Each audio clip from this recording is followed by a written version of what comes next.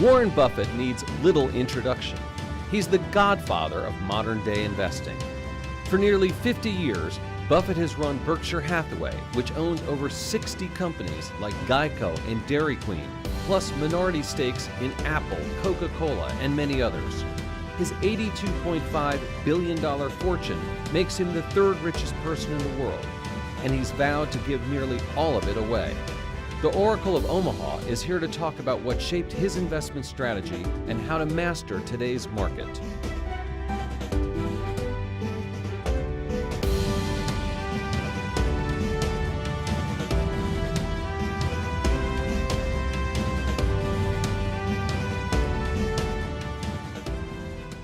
I'm Andy Serwer. Welcome to a special edition of Influencers from Omaha, Nebraska.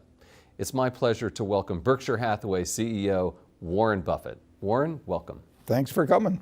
So let's start off and talk about the economy a little bit. And obviously we've been on a good long run here. A very long run. And yet, does that surprise you? And what would be the signs that you would look for to see that things were winding down?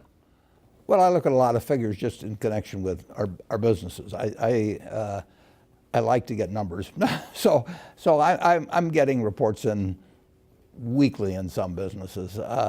But that doesn't tell me what the economy is going to do 6 months from now or 3 months from now. It tells me what's going on now with our businesses, and it really doesn't make any difference in what I do today in terms of buying stocks or buying businesses. What those numbers tell me, they're interesting, but they're not guides to me. If we buy a business, we're going to hold it forever. So we're going to have good years, bad years, in between years, maybe a disastrous year some year. We care a lot about the price. We do not care about the next 12 months. But are you surprised at how long this economy has been expanding? I've been surprised by all kinds of things in the last 10 years about the economy. I mean, I don't think there was any economist I've ever read that talked about negative interest rates for long periods of time. I mean, if you go back and read Keynes or you read Samuelson, you read any of them, they do not get into a negative rate environment. I think now there's still 11 trillion that's of government debt around the world that's at a negative rate. So we've never seen it before, and we've never seen, at least the conventional wisdom on a sustained period of long and growing deficits while the economy is getting better, extremely low interest rates, and really very little inflation. So something different is happening, but something different happens all the time. So, and that's one reason economic predictions just don't enter into our decisions. Charlie Munger, my partner, and I, in 54 years now, we've never made a decision based on an economic prediction. We make business predictions about what individual businesses will do over time, and we compare that to what we have to pay for them. But we have never said yes to something because we thought the economy was going to do well in the next year or 2 years, and we've never said no to anything because we were right in the middle of a panic, even if the price was right. All right, so you don't pay much attention to the dismal scientists then, I guess. Well, I pay none in the sense of as a guideline to doing anything. It's entertainment. I mean, it's like going to a variety show or something like that. But and I just don't know of any economist that actually has bought businesses successfully or done well in stocks. Paul Samuelson did. You may know he was a big shareholder of Berkshire, but it's, they make guesses, and there's so many variables. I mean, in the hard sciences, you know that, if an apple falls from a tree, that it isn't going to change over the centuries because of anything or political developments or 400 other variables that go in. But when you get into economics, there's so many variables, and the truth is, you've got to expect good times and bad times in business. And if you were to buy an auto dealership and you're, wherever you live locally, or a McDonald's franchise or anything like that, you wouldn't try and time the purchase. You'd try and make the right purchase at the right price, and you want to be sure you got a good business. But you wouldn't say, I'm going to buy it because growth this year is going to be 3% instead of 2.8% or something of the sort. Fair enough. You have over $100 billion of cash. at Berkshire does that. Berkshire. No, well, I don't even see how much Yeah, you got. Maybe you do. Berkshire has over $100 billion in cash, and you say that you always want this company to be a fortress.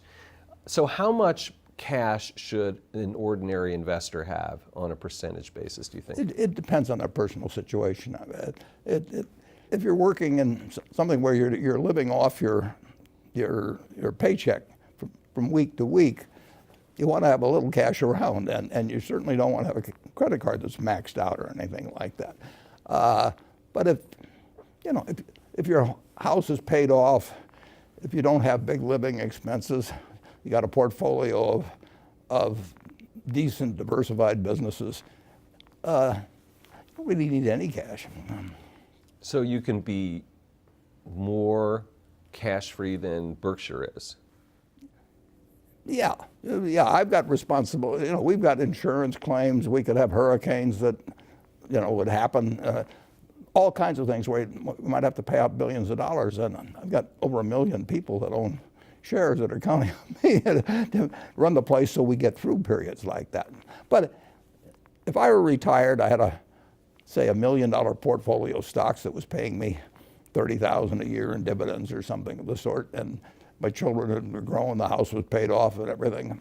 But, I wouldn't worry too much about having a lot of cash around. Let's talk a little bit about Apple. Everyone always wants to talk about Apple, right? It's kind of the it stock, it company. You have a $45 billion stake, more or less. How closely do you follow the company? People are concerned they haven't really introduced any new products. Well, if you have to closely follow a company, you shouldn't own it. Really?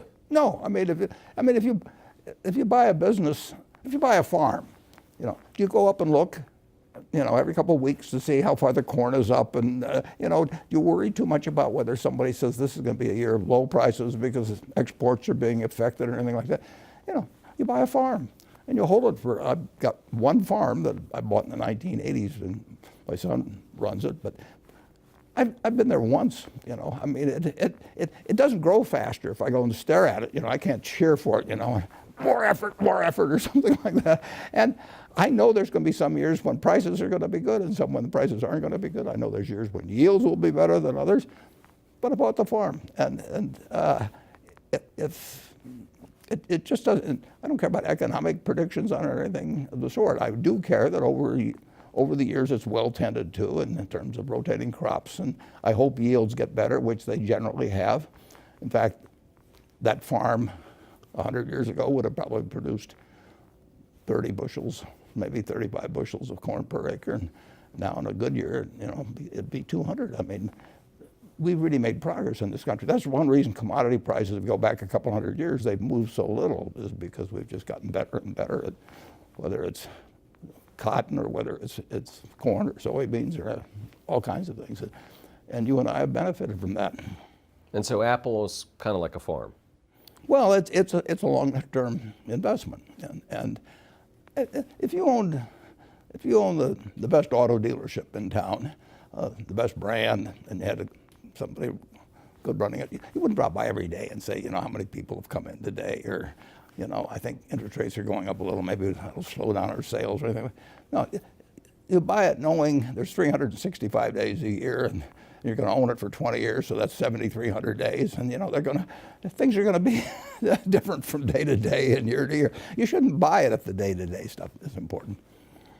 Let's switch over to talk about buybacks, which is another hot topic these days. And you did a fair amount. If you look in the annual report, you can see that between December 13th and 24th, it looks like you guys bought back about $233 million worth of Berkshire, which was right near that particular stock market bottom.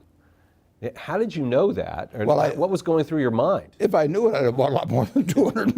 No, that's not a big purchase for us, actually. And now we will buy Berkshire when we have lots of excess cash. All the needs of the business are taken care of. We spent $14 billion on property, plant, and equipment last year, way more than depreciation. So we take care of the needs of the business. Then we have excess cash. And if we find we'd love to do is find other businesses to buy. But if I think the stock, and my partner Charlie Munger think the stock is selling below intrinsic business value, we will buy in stock. So it obviously was at that point. Well, we thought so, yeah. But what's really intriguing is when it goes down a lot. I mean, when you're buying dollar bills for 60 or 70 cents, which periodically you get a chance to do in stocks, then assuming you've got the cash, you don't want to ever get so that some surprise could really take you out in some way. But if we've got excess cash, we'll buy it as fast as we can. But at that point, it would be more like a 2009 rather than just December of this past year. Exactly. Right. But it's, if you and I own a McDonald's franchise together and it's worth $1 million and you own 50% of it and you come to me and you say, I'll sell out for 400,000, I'll buy you out. If you want to buy mine, I'd be wary of that, but for just that reason. You should be, yeah. But if you want 600,000, I'll just say, come back tomorrow.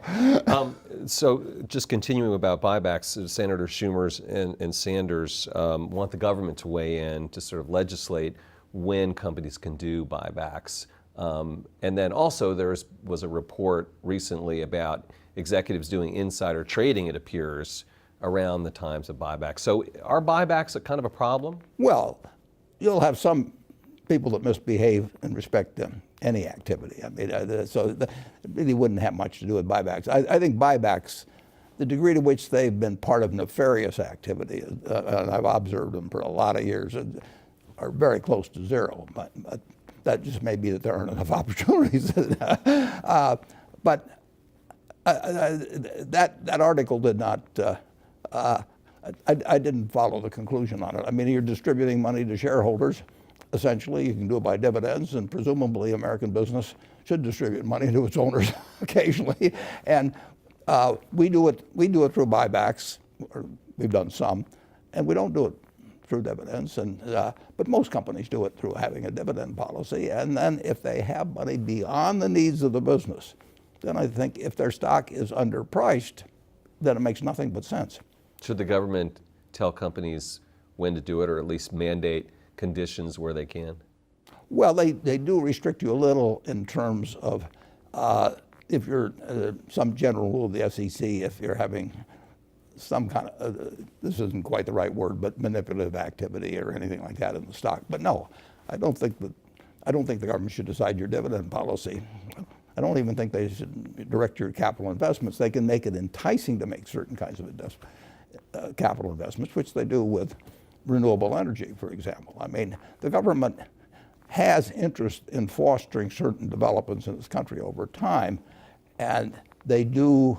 There used to be a special oil depletion allowance, 50 years ago and so on. That was more politics than it was governmental policy, but certainly renewables are a prime example of that. But the idea of directing whether you are entitled to return cash to shareholders and the manner in which you do it, I don't think really makes a lot of sense. The 2020 election is going to be upon us before we know it. And I know that you had some nice things to say about Mike Bloomberg, but it appears he is not going to be running now. Yeah, it's hard to win with just a billionaire vote. You have your vote and a few others. That's funny. But I admire him enormously. I wish he had run. I want to be very clear on that. President Trump was a business executive. So 2 questions. Is a business executive the right kind of person to be president? And what characteristics do you look for a president that you would support? Well, I think a business executive can be the right person, but I don't think that because they're a business executive that you give them extra points. And number one, I want a president that wakes up every morning and realizes that the greatest threat to a country which has got all kinds of things going for it are weapons of mass destruction, and that we live in a world where people, organizations, and occasionally countries could have people that would like to wipe out a large percentage of the American people, or maybe other countries as well, and that you now have capabilities, which I always thought until recently I classified as nuclear, chemical, and biological, but I think you have to add cyber now. If you have some evil genius someplace that for crazy reasons, just like happened with anthrax back who knows what motivates somebody that starts sending anthrax out in letters. And if you have somebody that thinks that it'd be great to send a false alarm to the Soviet, or to the Russians and to the U.S. that the other side was launching or something of the sort, it's a very, very dangerous world. It's a wonderful world, but it has dangers now that started in August of 1945, and when Einstein said, this changes everything in the world except how men think. So I want a president that has that same filter, that all of these other things are important, but protecting the country and reducing the chance of successful use of weapons of mass destruction against us is the number one job. And I think most of the presidents, I've talked to a couple of them about it over the years, and I really think that they do realize that they may get lost in the events of every day as they go along. And then beyond that, I want a president that has two objectives with the economy. One is to make sure that this marvelous goose we have keeps laying more golden eggs. And then I want a president that also feels that if GDP is $60,000 per capita in the United States, that nobody should get left behind. We've got a market system that works marvelously in turning out more goods and services, better ones, year after year. Done it all through my life. Would you ever talk to a candidate and say, hey, what do you think about these three things? Well, they'll tell me what I want to hear in most cases. So I want to hear what they tell people who disagree with them on the subject. I always like to ask a candidate, they usually finesse me some way or another, but I say, what are you for that the majority of your followers are against?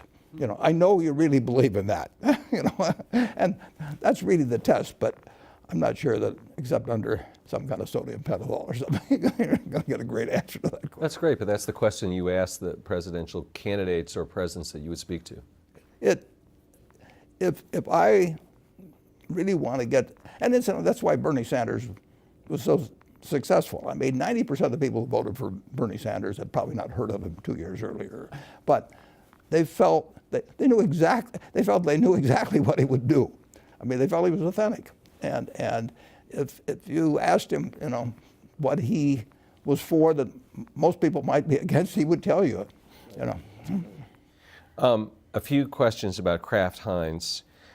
Was that a mistake? Well, we'll find out over time. But we did pay too much, in my view, for Kraft. We didn't pay too much for Heinz.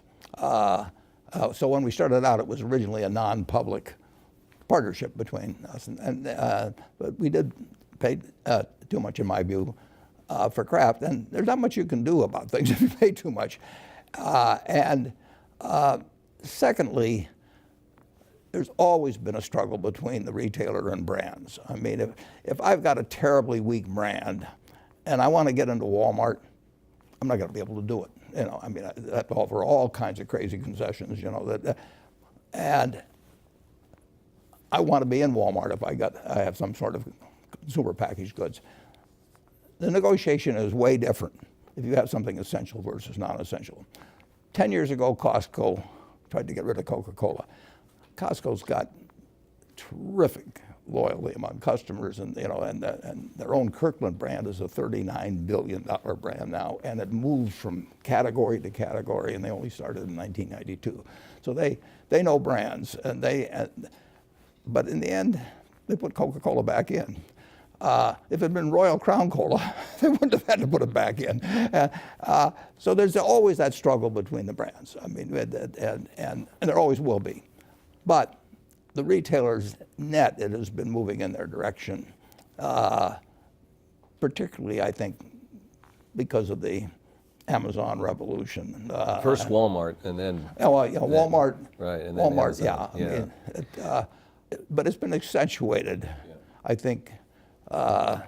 We have a new retailing environment now. I mean, it isn't like it goes from night to day, but it moves somewhat. And brands that people have spent billions of dollars developing and sponsoring TV shows or sponsoring radio shows in the old days. I mean, Campbell Soup was always on there with Jack Benny or something, when I was a kid, and it was big. And it built brands, and people obviously like the product too.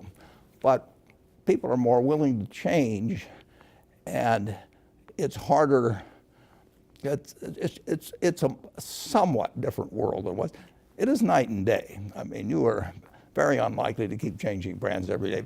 But it really surprised me that Gillette lost position. I mean, men don't like to experiment much. Women are better experimenting. But you know, when you were a kid, the Gillette cavalcade of sports was your pal and brought you the Rose Bowl and the World Series and all that sort of thing.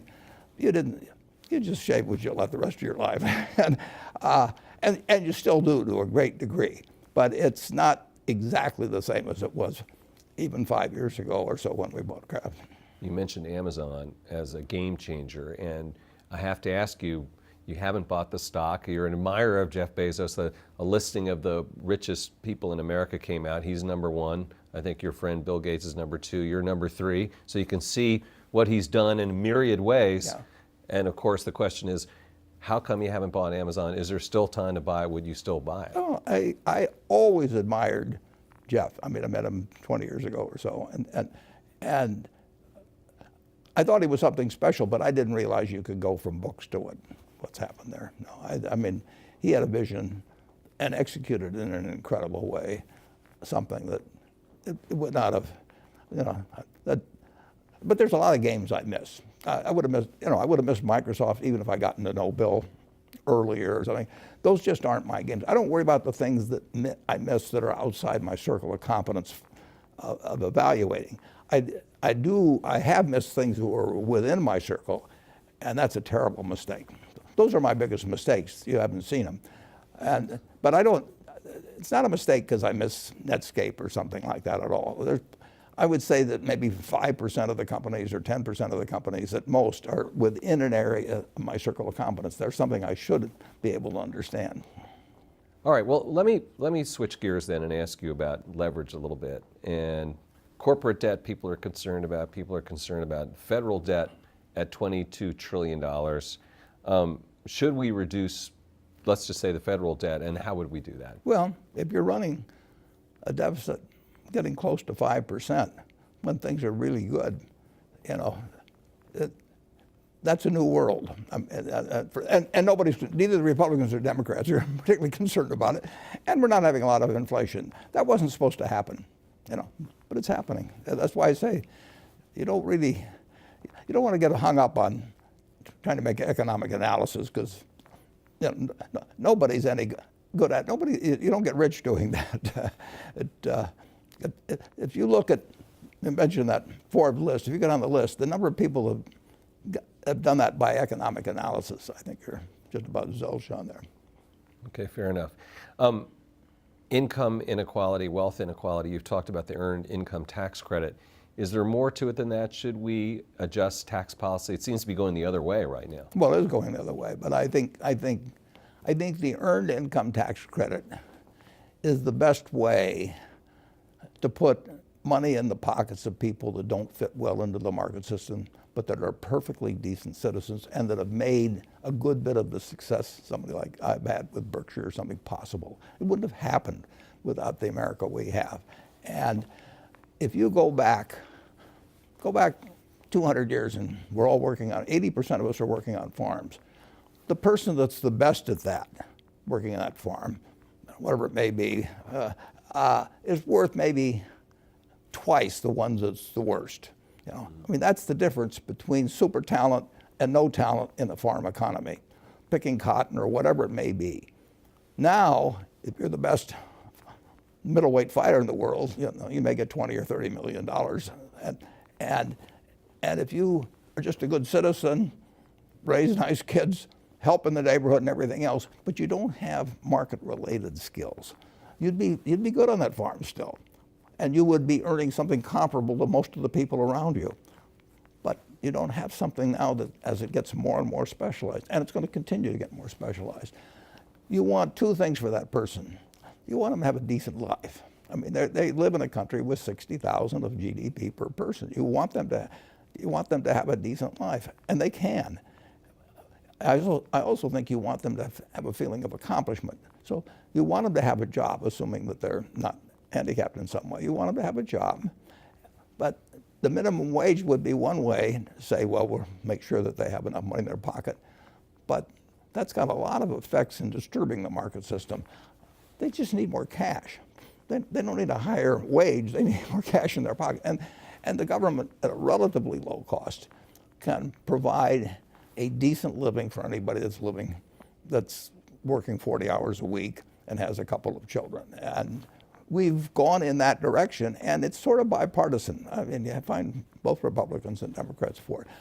I think it would be better not to have one annual payment, that they get it monthly. And I think there's various things you could do, but you want them to feel part of the system, and you want to have them get, as more and more of these golden eggs are laid, you want them to get a little more of their share.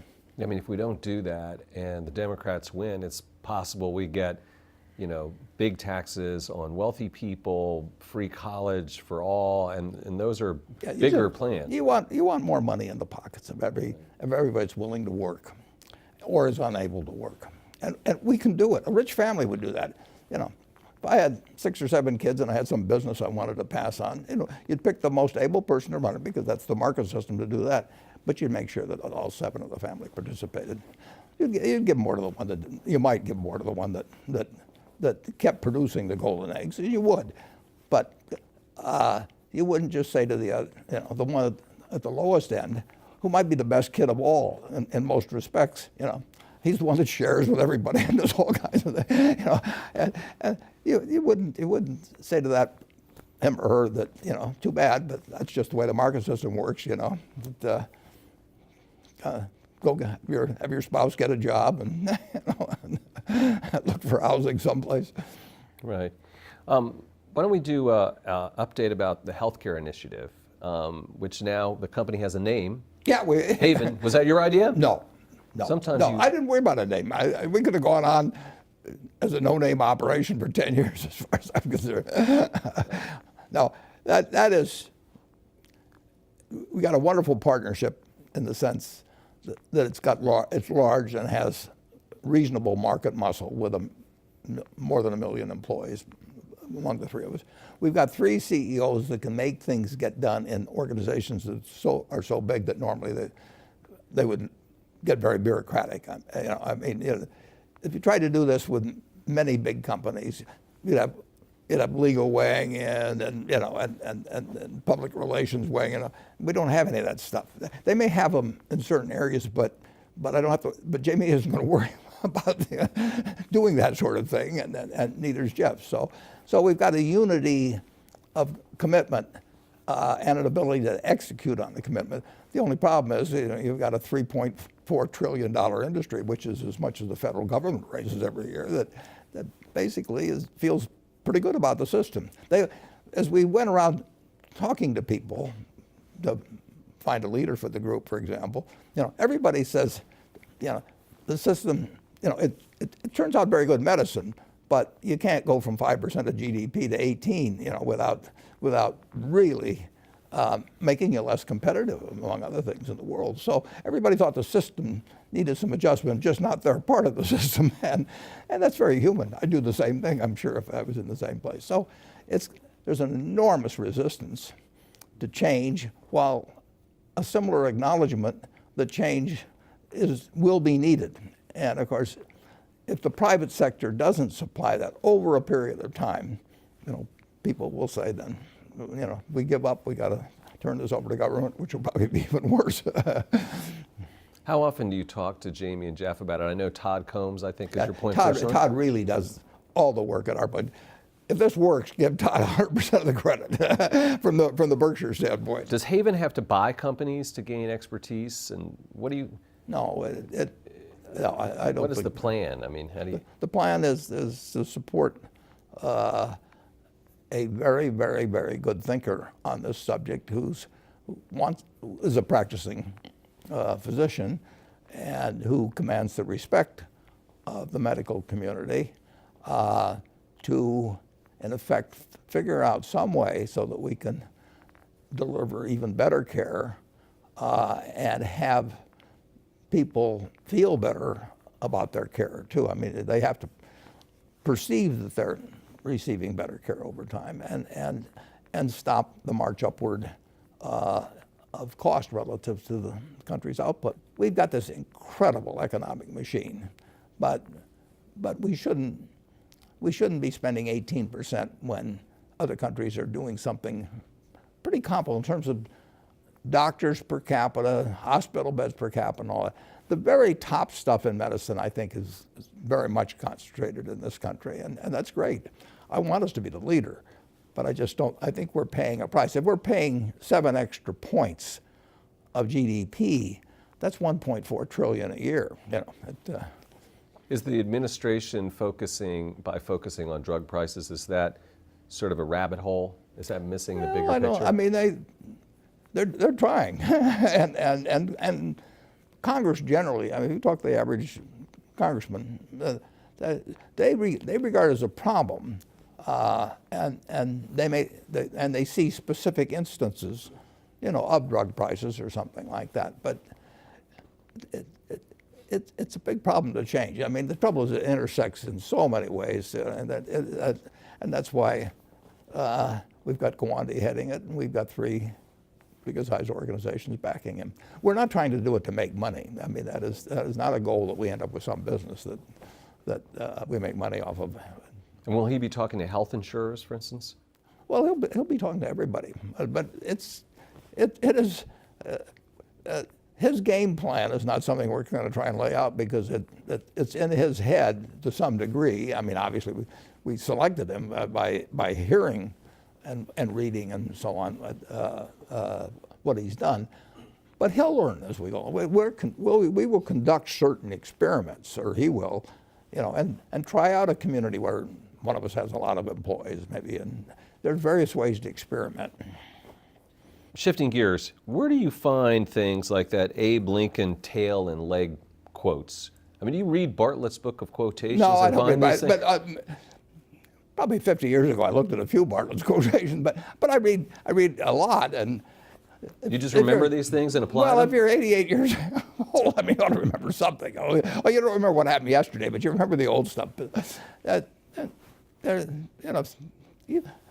You've got a lot of interesting quotations in your head, Yeah, not like you do. I think that's great. Okay, so one company you invested in was GE. Yeah. And you did well with that investment. And yeah. I was too early, actually. If you look back, I was very active in the last half of September and early October, and then I wrote that article in later October, and I knew it was going to get bad. I wrote in the article it was going to get bad, but I didn't think the stock market would react as much as it did between then and March.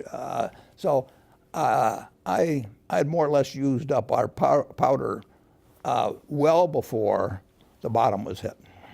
That's interesting. How have you avoided not getting back into GE more recently? I mean, I'm sure that they've reached out to you. Everyone says, oh, why doesn't Warren Buffett invest in GE and save it and take it to the promised land? It's this great American company.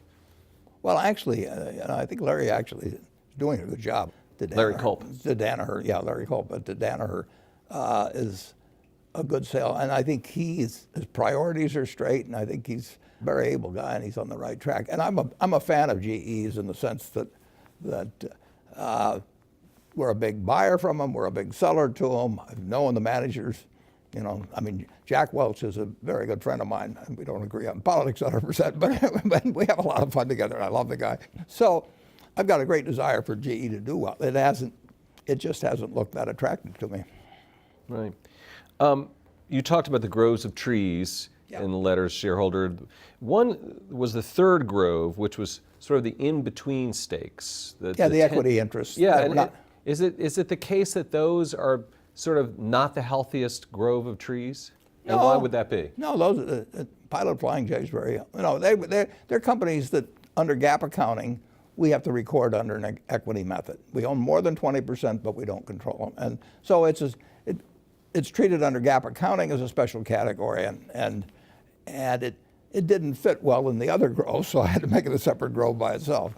It's not that significant a grove. You say that the sum of Berkshire has a greater valuation than the parts. That is true. Did you ever try to calculate that? How much is that? Well, it depends on circumstances. I mean, there's sometimes when the float from insurance can be very valuable. There's sometimes when the ability to use production tax credits, we'll say, in the utility business, but have them on our as part of our consolidated return helps, but that varies a lot. But it is a plus. We can move capital. Well, take a business like See's Candy, which we bought 40 odd years ago. It's a wonderful little business.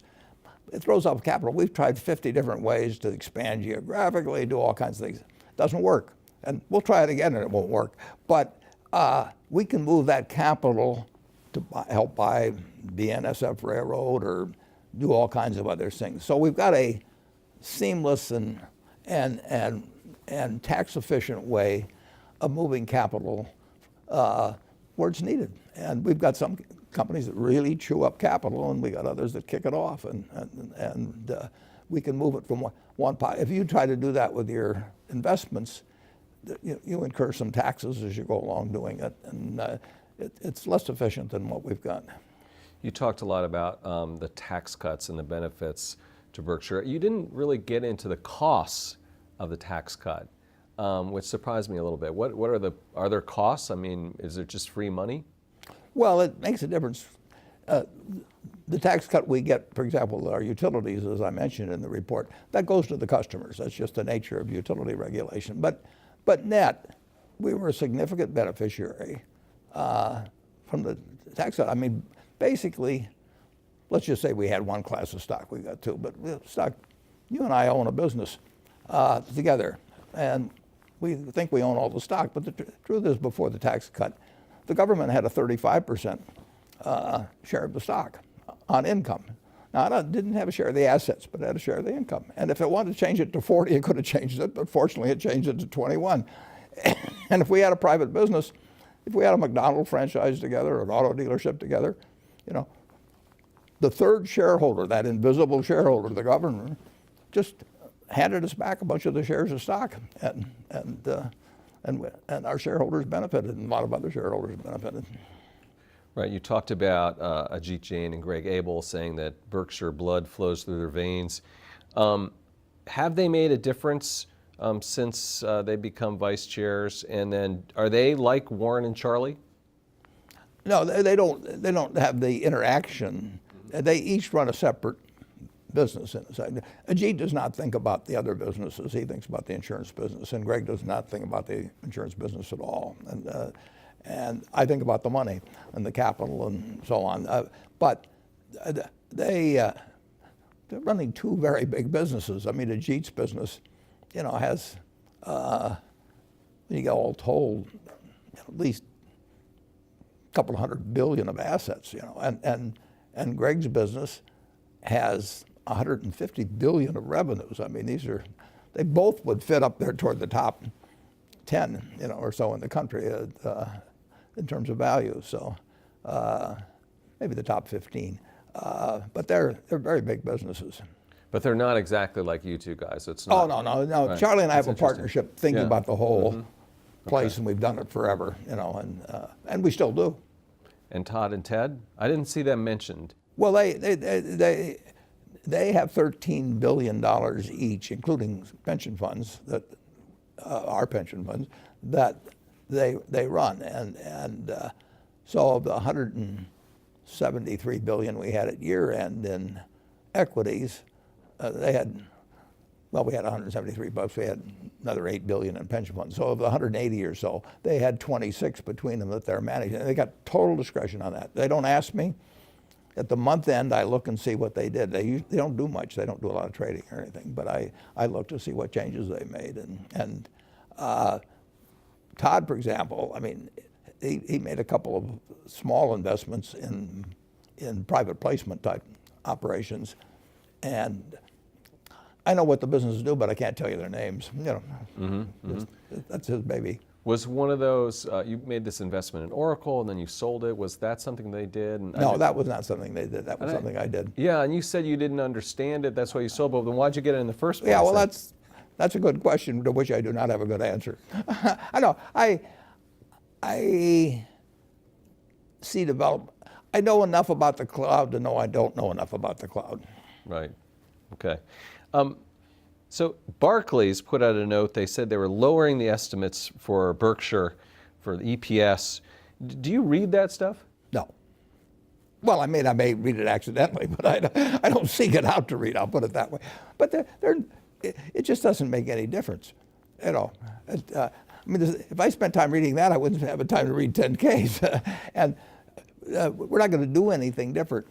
I don't know what we're going to earn. As I put in the annual report, and I really think this is unique. I mean, we do not prepare financial statements monthly for Berkshire, and there's just no other company would do it. But there's no sense doing it. I know where the money is, and I know how the companies are doing generally. But what difference does it make? Because I'm not going to try and hit any number for the quarter by, you know, having a sale on insurance or doing something even worse.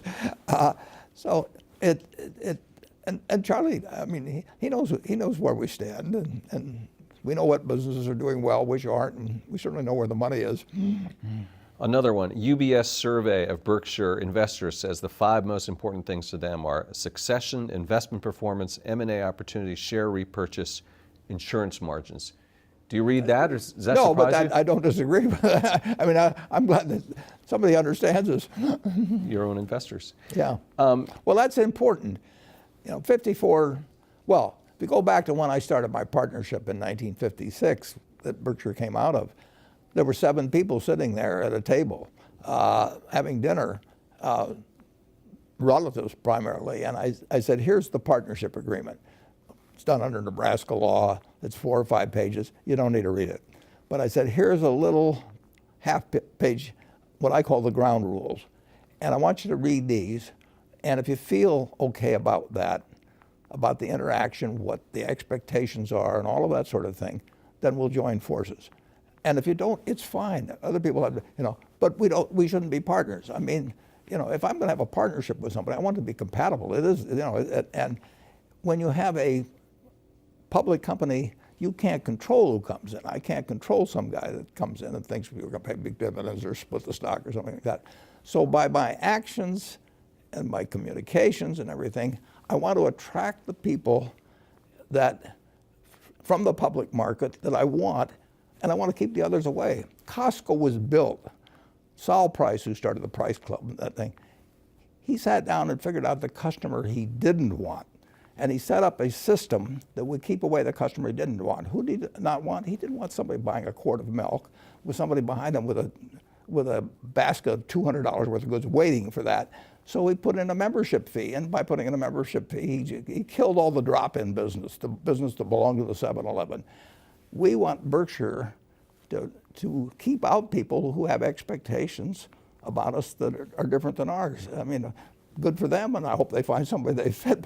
But if you're going to run a church, you want your seats to be filled by people that are generally want to listen to your form of religion, and you don't want it to change every week and say, gee, I need a new group, and I'll go out and talk to a bunch of investors and get them to come to my church this Sunday, because there's only so many seats in the church. There's 1,645,000 or so A equivalent shares, and those are the seats, and I want them occupied by people that are on the same page I am. The Church of Berkshire. Seems like you've got a big weighting in financials, and of course you finally invested in Jamie Dimon's company. Why banks right now? They're businesses I understand, and I like the price at which they're selling relative to their future prospects. I think 10 years from now that they'll be worth more money, and I feel there's a very high probability I'm right. And I don't think they will turn out to be the best investments at all of, you know, the whole panoply of things you could do, but I'm pretty sure that they won't disappoint me. Is climate change changing your insurance businesses? No, it doesn't change the insurance business. Does it change modeling or something in the business? No, it would change our insurance business if we were writing 20-year policies. I mean, if there was something that changed life mortality adversely to the interests of a life insurance company, you're stuck with a policy for 20 years if you write the life insurance policy, and it's, you know, you'll keep paying your premiums if it's adverse to me. That's what's happened in long-term care insurance, for example. But when you write a policy for 1 year at a time, you see what the developments are, and if, you know, cars, for example, are much safer to drive than they used to be. There used to be 15 deaths per 100 million miles driven. Now there's a little over 1.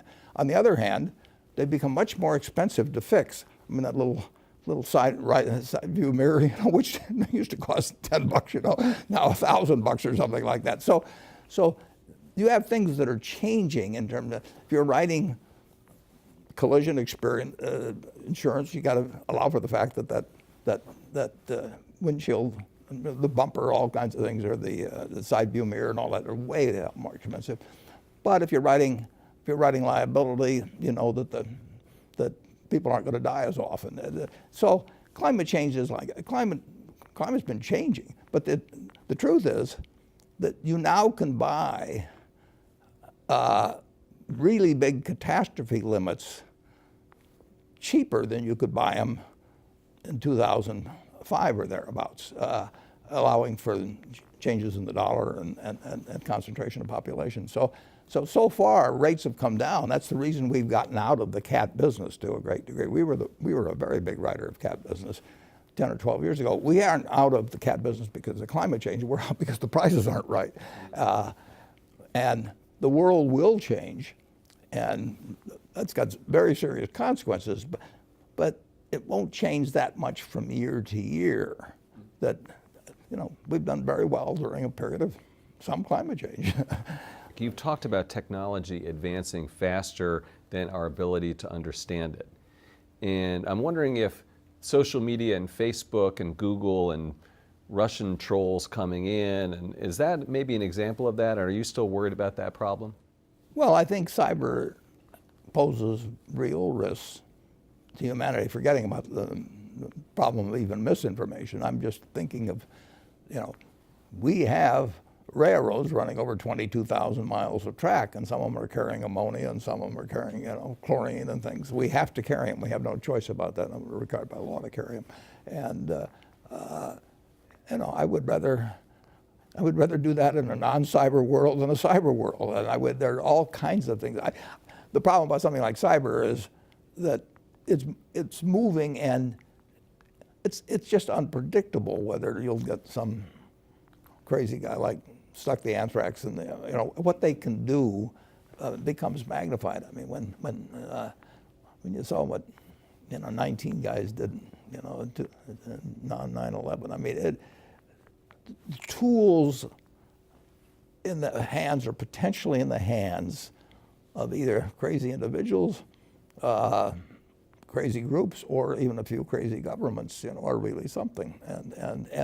And we don't necessarily know what all the tools they have are, and that is moving all the time. I mean, again, Einstein said, I know not with what weapons World War III will be fought, but World War IV will be fought with sticks and stones. I mean, it's a dangerous world. I don't know if you've been following this, Warren, but what do you think of Elon Musk's behavior as a CEO? Well, I think it has room for improvement. Now, he and he would say the same thing. I mean, it's just, some people have a talent for interesting quotes, and others have a little bit more of a blocker up there that says this can get me in a problem. But he's a remarkable guy. But I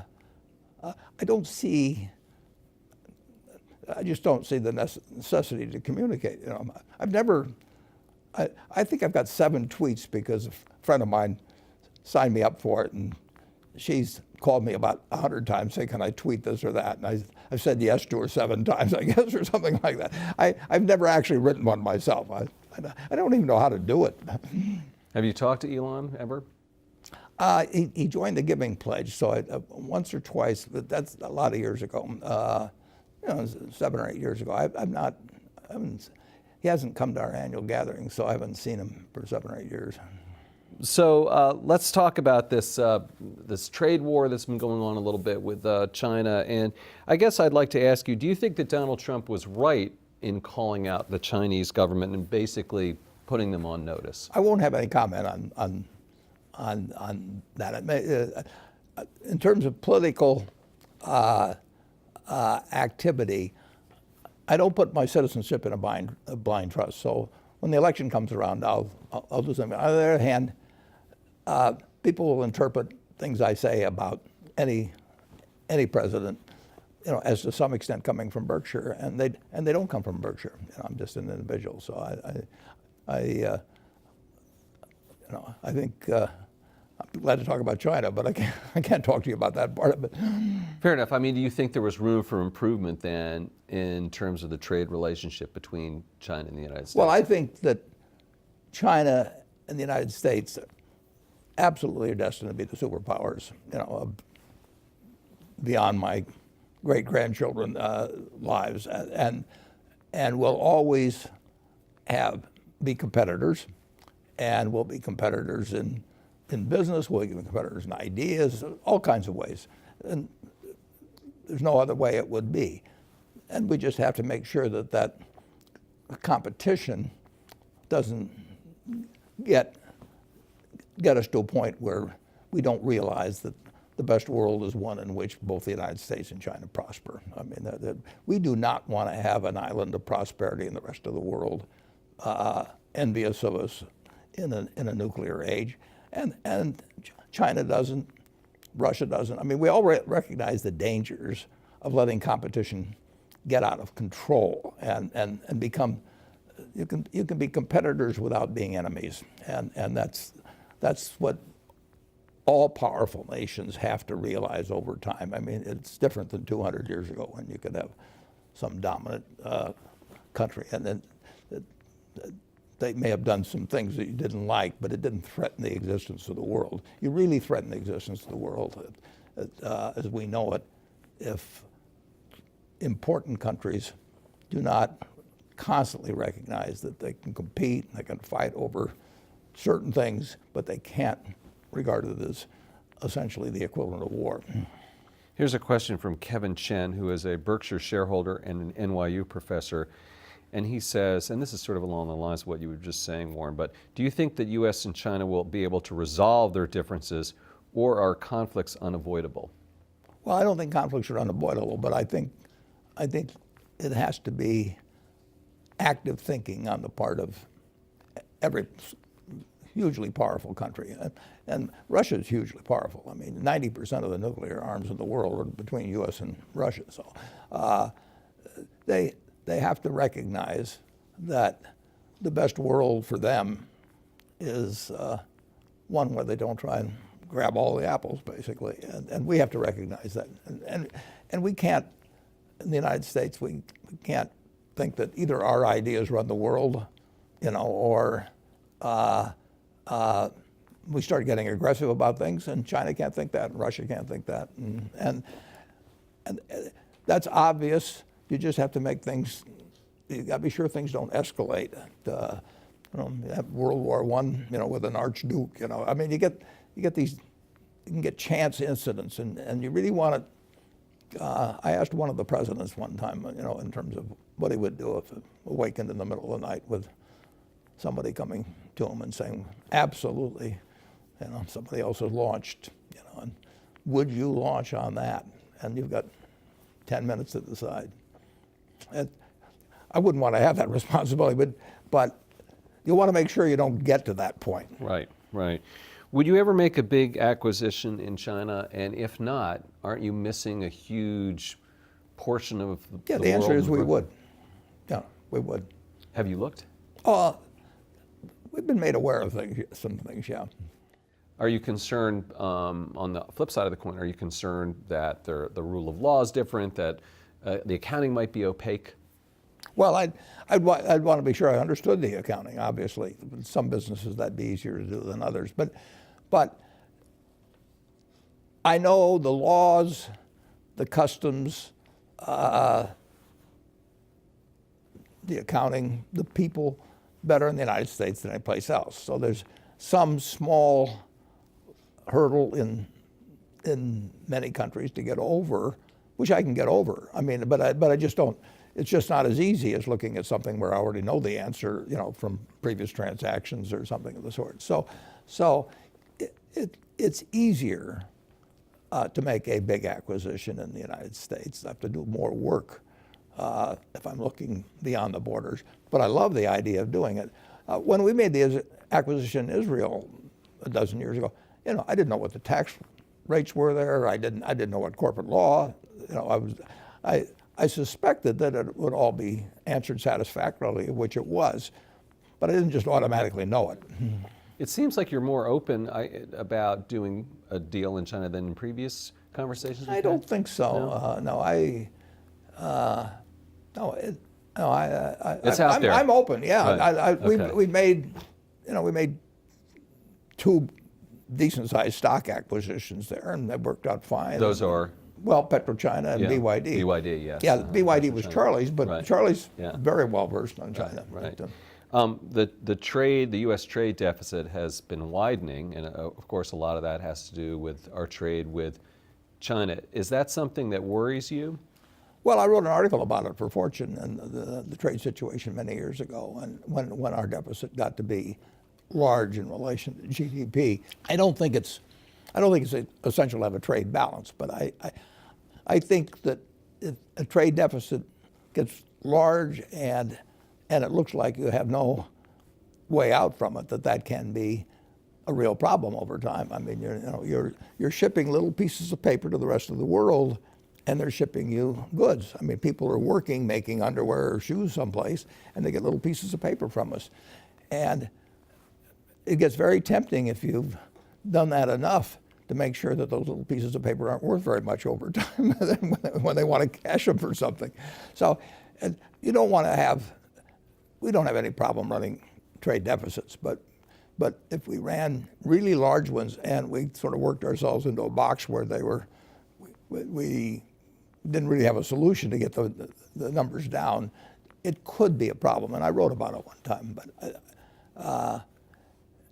it's kind of a nice thing, actually. I mean, wouldn't you like to have something where you just send out little pieces of paper and somebody keep supplying you with your food or your, whatever. I'm living it. You're all, right? Yeah, right, exactly. Yeah, Yes. we call them credit cards in the United States. Exactly, yes. Okay, and last question. China is facing its slowest growth in nearly 3 decades. The leadership there lowered the targets, I think, to around 6.5%, 6%.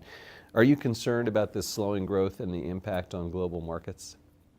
Well, I don't worry about it in terms of global markets. I mean, China's going to grow a lot over time. I mean, when you think of what's happened, well, this is 1949 or whatever, but there's been nothing really like it. I mean, you had 20% of the world's population at that time, perhaps, and it really hadn't remotely achieve their potential. I mean, they had the intellectual capacity, they had a decent soil, all kinds of things. I mean, and what's happened there almost is beyond belief. And that game's not over, but we've had incredible developments in the United States. I mean, real GDP per capita is 6 times what it was the day I was born in the United States. 6 times. And we thought we were a pretty developed country then and everything.